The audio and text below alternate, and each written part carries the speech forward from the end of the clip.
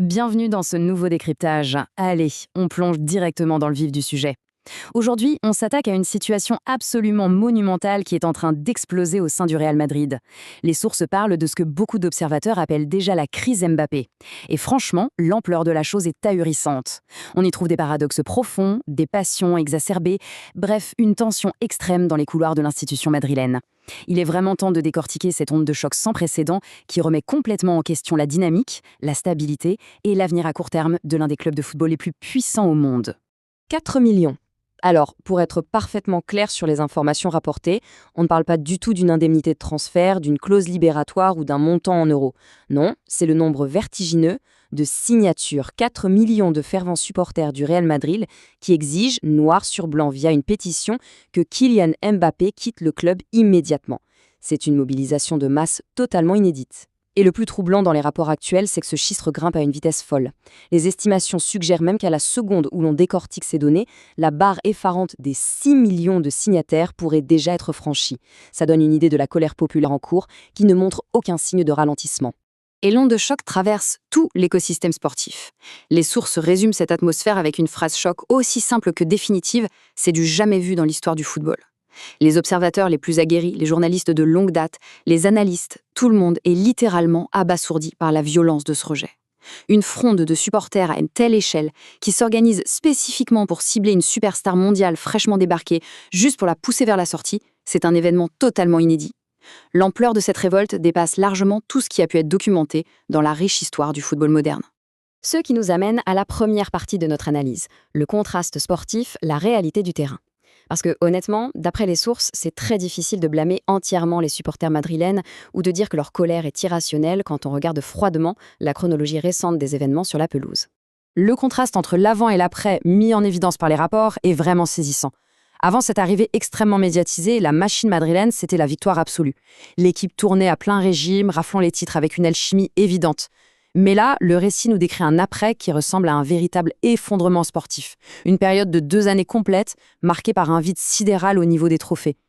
Et il y a un phénomène encore plus inquiétant qui frappe le vestiaire. Les autres cadres de l'équipe, ceux qui portaient l'institution sur leurs épaules, ont soudainement et mystérieusement perdu leur niveau de jeu, leur inspiration et leur efficacité. C'est le jour et la nuit. Mais attention, le malaise ne s'arrête pas aux simples statistiques ou aux armoires à trophées vides. Les observateurs pointent aussi du doigt un énorme décalage comportemental.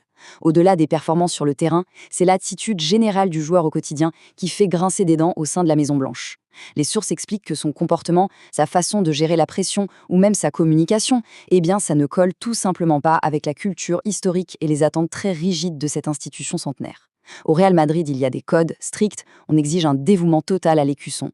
Et là, l'analyse met en lumière une incompatibilité d'humeur criante entre la star et les fondations même du club.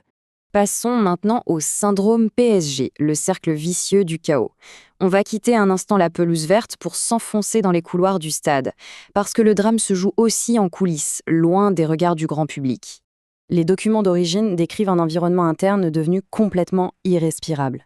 Le centre d'entraînement s'est transformé en véritable poudrière. On parle d'un déluge de rumeurs omniprésentes, d'un brouhaha constant, alimenté par des Mbappé a dit ceci, Mbappé a exigé cela. La tension est montée à un tel point que les sources rapportent des dérapages très graves, allant jusqu'à de véritables altercations physiques entre coéquipiers. Des conflits d'une violence rare qui ont carrément obligé le président du club en personne à descendre de son bureau pour intervenir directement, histoire d'éteindre des incendies relationnels qui se multiplient semaine après semaine. En gros, c'est la mécanique implacable du cercle vicieux qui s'est enclenché. Un cycle ininterrompu d'événements négatifs, de controverses médiatiques et de drames sportifs qui s'auto-alimentent en permanence. L'analyse montre bien que toute l'institution, des joueurs à la haute direction, est aspirée dans ce tourbillon toxique. Et le détail qui structure cette crise de bout en bout, c'est que cette instabilité chronique tourne exclusivement autour de la présence d'un seul joueur. Chaque décision, chaque erreur sur le terrain est immédiatement ramenée à sa personne. Forcément, ça rend la sortie de crise extrêmement complexe à imaginer.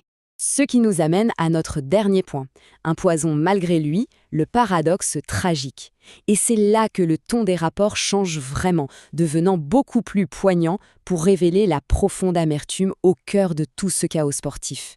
Parce qu'au milieu de ce champ de bataille médiatique, il faut admettre une chose très claire. Confirmée de manière unanime, il aime sincèrement le Real Madrid. On parle d'un joueur universellement apprécié par les passionnés de foot, qui a nourri ce rêve d'enfant pendant des années et qui est arrivé avec d'authentiques bonnes intentions. Et c'est bien ça la partie la plus amère de l'histoire. On peut aisément imaginer le déchirement.